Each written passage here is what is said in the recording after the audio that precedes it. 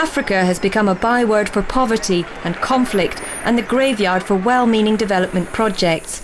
But it's also known for its spectacular wildlife and diversity of plant species.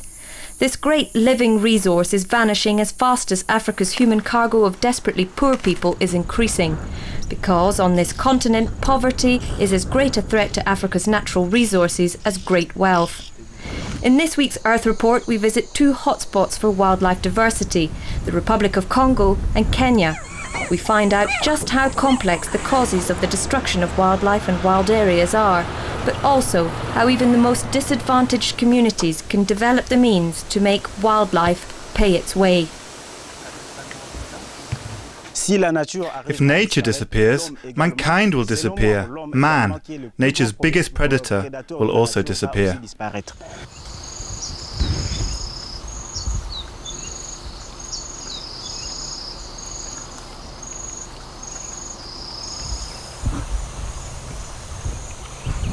This is the Republic of Congo in southwest Africa. Little more than 10 years ago, it was cloaked in forest rich in wildlife. But satellite imagery and environmental assessments indicate that the outlook for the forest and its wild inhabitants, chimps, forest elephants included, is bleak. The country's president does not agree. We protect the forest, we work the forest, we replant and create protected areas. We're moving towards development for villages and those living around protected areas, and we are developing ecotourism. It's a whole program. Sustainable development and conservation are concepts that are relatively new in the Republic of Congo. The government is riding on a wave of new political initiatives, particularly when it comes to the use of the forest, the country's second source of export revenues after oil. Covering 2/3 of the country, its forest forms part of the Congo Basin rainforest, the second largest in the world after the Amazon. By the day, the timber trade grows. The Republic of Congo and other Central African countries are faced with the growing challenge to strike a balance between exploiting and protecting their natural resources.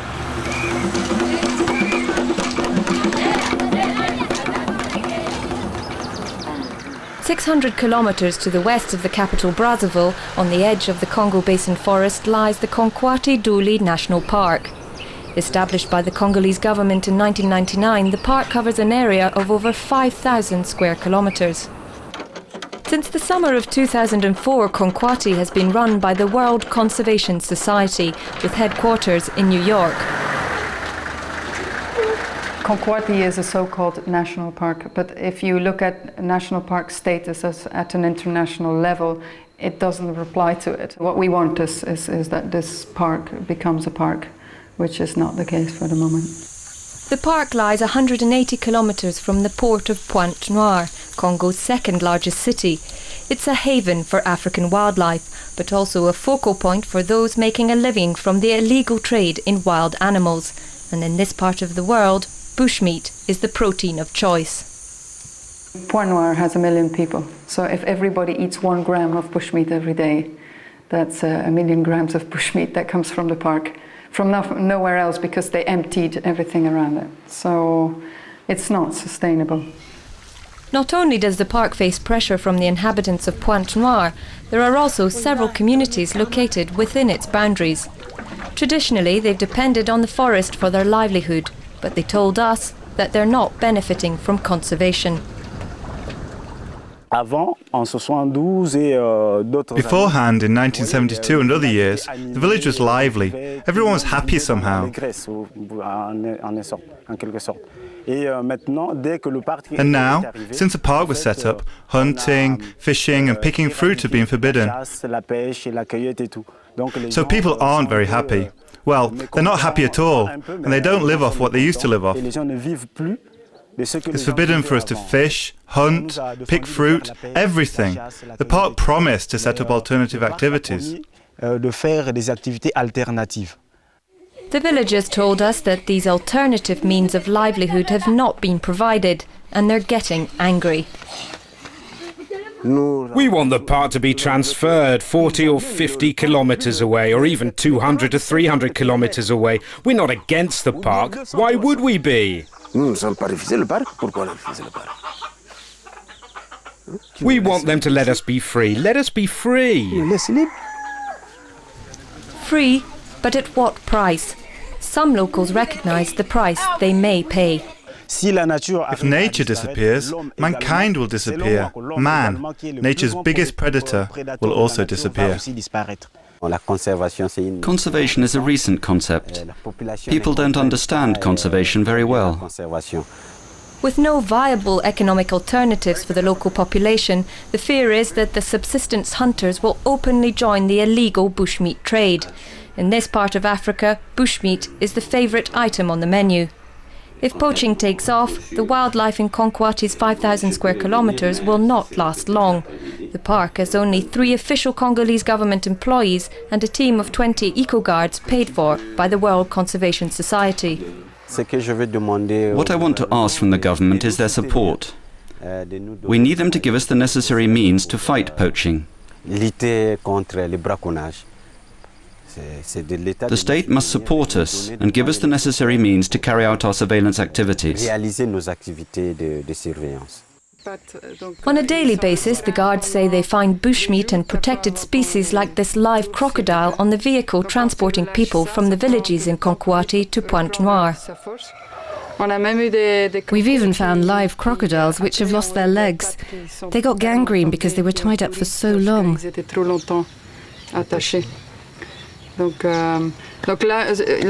You see, it is trying to move, but it can't use its front legs properly yet. It's transported alive because the meat is then fresher. They take it to the market in Pointe-Noire, and when we search the vehicle, there's always something on board. At New Year, we seized 23 or 21 crocodiles on the vehicle, and 69 other dead animals.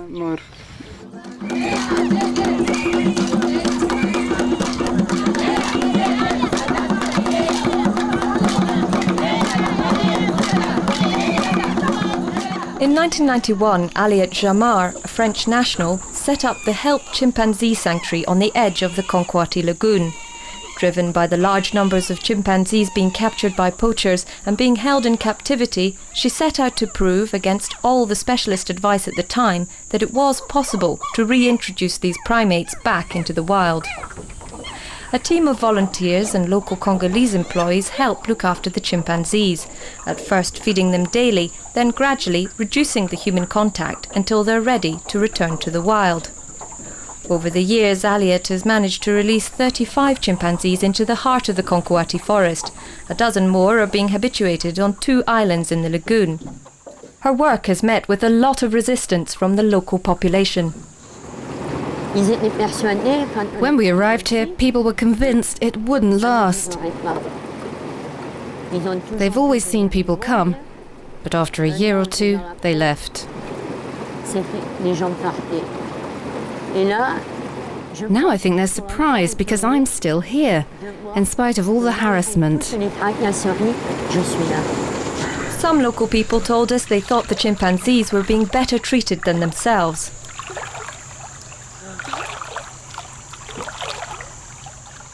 Aliet rescued Gina from the zoo in Pointe-Noire in 1992. Gina had a baby, but poachers grabbed it. This is a traumatized chimp. She's now so used to humans that it's unlikely she'll ever be able to adapt to the wild. She had a baby. The first one died and the second one was stolen from her. She was 1.5 years. The baby was taken from her and since then she's not doing well.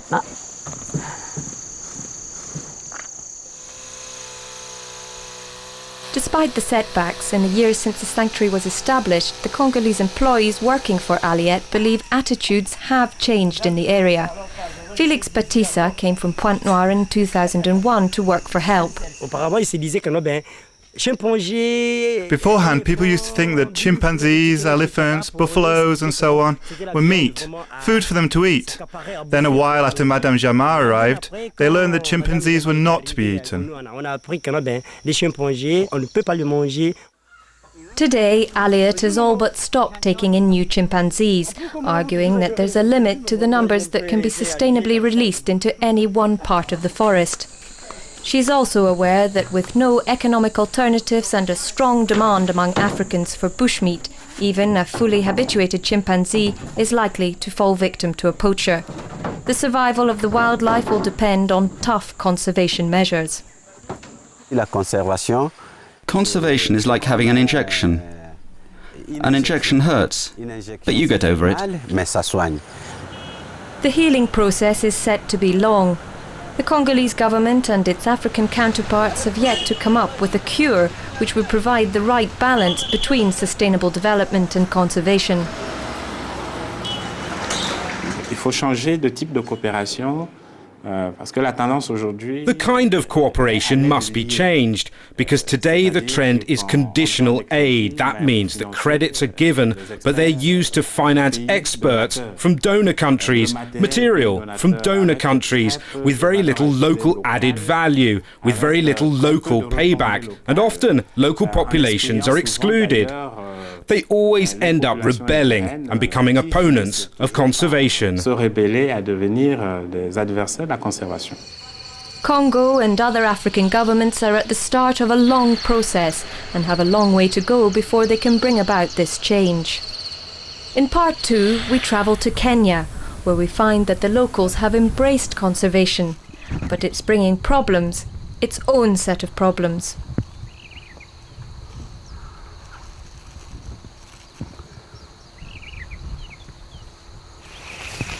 Just come, just come, just come.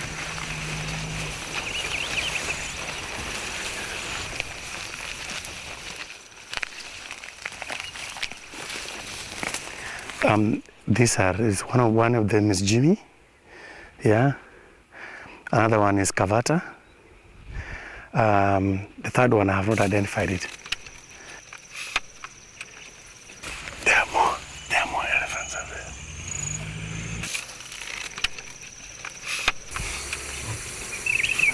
Yes, they're males. Yeah. Oh, these are males.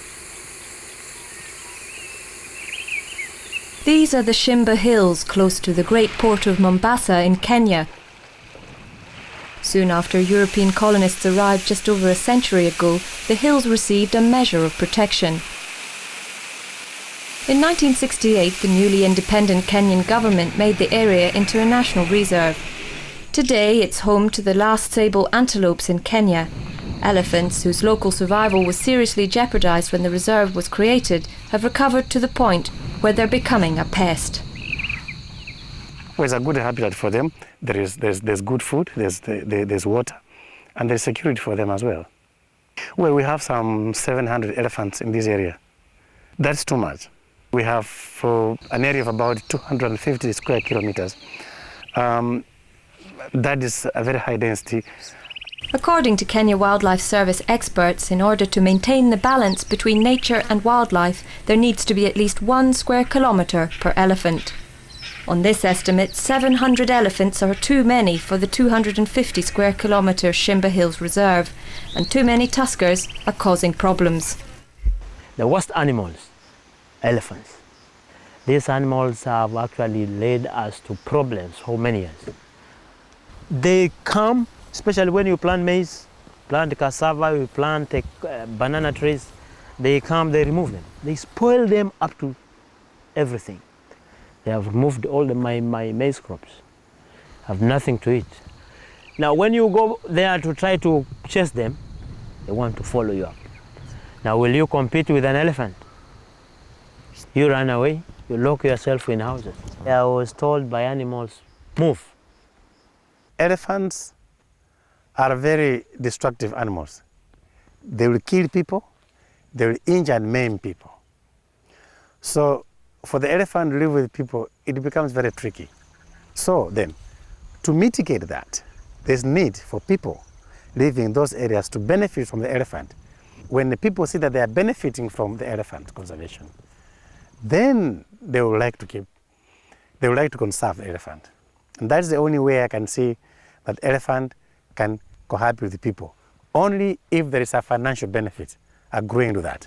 In 1993, a group of farmers living alongside the reserve decided that the best policy was, in effect, if you can't beat them, join them. So they pooled their lands to create the Mwaluganji Elephant Sanctuary. Chatsi Mawachatsi is one of the 150 smallholders who benefits more from a reserve than a small farm. After the elephants became too numerous on our farms, we decided to come together in a union and to voluntarily give out our land for the benefit of the elephants and for our own benefit. Now we can plant our crops and also get some cash from the sanctuary. We were not paid out to live, but we left voluntarily to create that business as well as solving the elephant-human conflict. Our sanctuary is private community land and managed by the community. We put business first, conservation second. But I said, without the conservation, business does not come in because it's conservation business. So we have to conserve to sustain the business.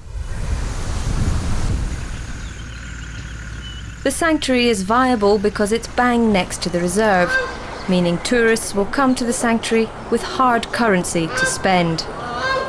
Visitors come here. We have tourist resorts around. People get employment. And of course the direct benefit of supplying food to those hotels for the visitors and selling other multiplier goods to the industry. The elephant sanctuary boasts a hotel and a restaurant, and guided tours are on offer to tourists. 20 people are working there full-time, plus around 100 other part-time employees. With an average of 6,000 visitors every year, the sanctuary generates an annual revenue of some $65,000 US. We would like to show our shareholders that conservation should continue. We have been trying to share out all what we collect, but the majority are poor people. And more of our income, goes into the stomach. Yeah, we work for food. We know they are poor members, so we are able to advance them some money, and they pay slowly through their shares to enable them to take their children to school.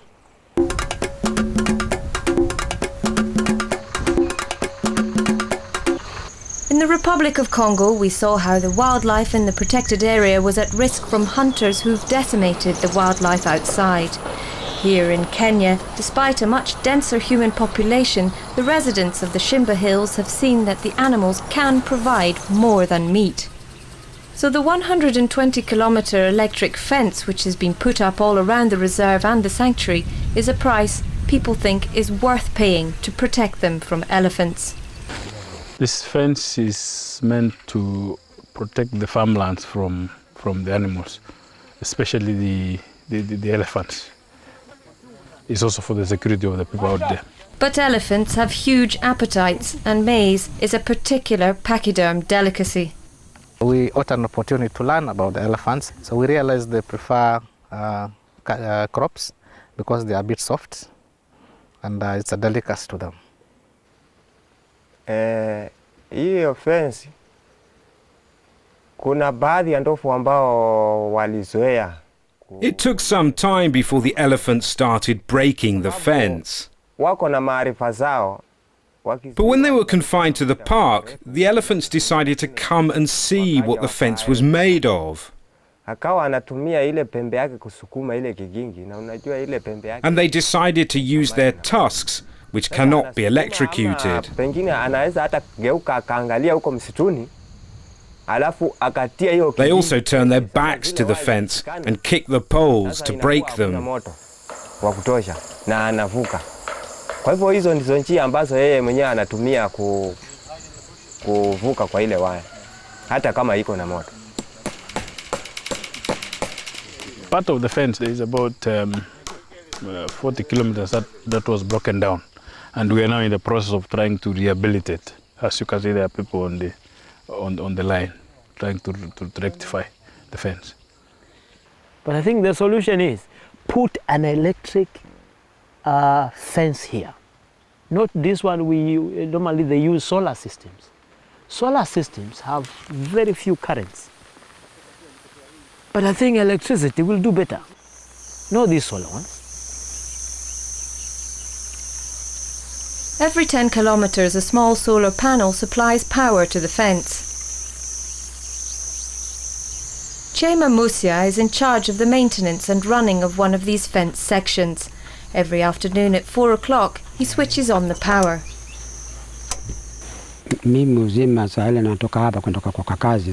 I put it off so that I can maintain the wires. It's supposed to function 24 hours a day, but because of the maintenance, since it's electric, it can give you a shock when you touch it. So I have to put it off so that I can walk around the fence and make sure that everything is okay before I put it on again. Low voltage and daily power cuts conspire to make the fence less than a formidable obstacle for the elephants who roamed here long before humans arrived. One solution would be to connect the fence to the national power grid, but who'd put up the money for such an expenditure?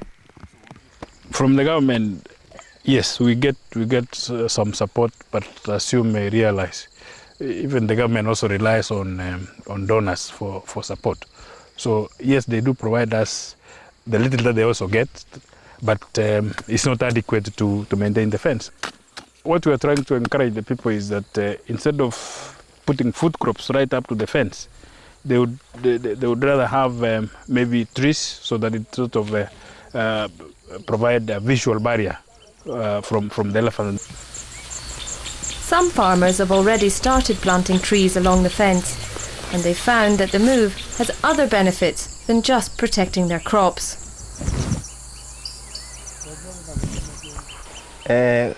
Ni kwa sababu ya kuzuia wale wanyama wasione mimea yetu. The reason we're planting the trees is to block the view of the animals into our farms. Sana kuisukuma wakiona ile mimea yetu kule. Kiona hindi limenona sawasawa, wanakuja na ile waya wachukue ile hindi. Lakini wakiona miti pale kando ya fence, watafikiria tu pengine yote hiyo ni msitu. Ndio maana tukaona. When there was only the fence, when the animals came near the fence, they would see our farms and plants. So they would break the fence and come and destroy our crops. So we decided to plant trees. Itatusaidia kwa wakati wa miaka ijayo. Maana tunatumaini na matumaini ya kuwa ikishakuwa mikubwa. Apart from preventing the elephants from seeing our farms, we are planting the trees as an investment for the future to provide timber and firewood. And if we take it to a market, we'll sell it, so we'll be improving our standard of living with the money we get from the trees. Ndio maana tumeanza kujitahidi sasa ile kuzuia matatizo kama hayo. Do the elephants, sable antelope and other residents of one of Africa's rapidly vanishing hotspots of diversity have a future? Perhaps, because in Kenya, unlike in the Republic of Congo, the tourist sector is far more developed. In Africa, the constant excuse for the destruction of nature is that poor people can't be expected to think about tomorrow. Shimba shows otherwise, and in the course of establishing the sanctuary, the local population will benefit from this watershed in biodiversity protection.